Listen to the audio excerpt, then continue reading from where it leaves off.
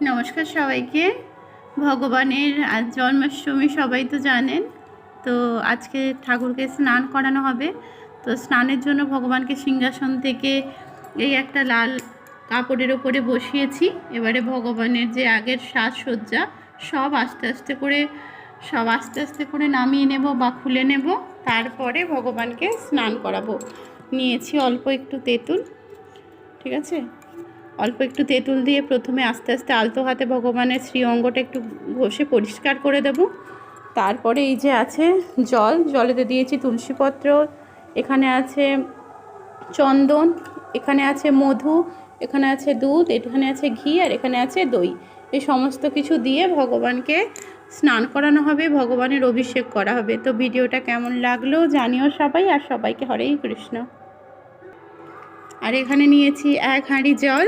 এখানে জলের পরিমাণ যদি কম পড়ে তখন দেব। আর নিয়েছি শঙ্খের মধ্যে জল দিয়ে ভগবানকে স্নান করাবো।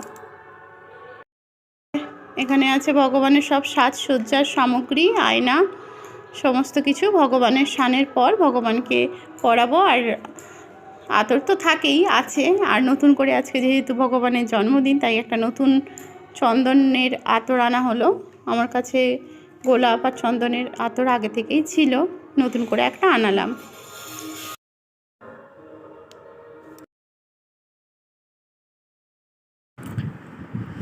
ভগবানকে পরপর করে স্নান করিয়ে মুছিয়ে তার শ্রীঅঙ্গে আতর লাগিয়ে নতুন জামা পরিয়ে রেডি করে নেব।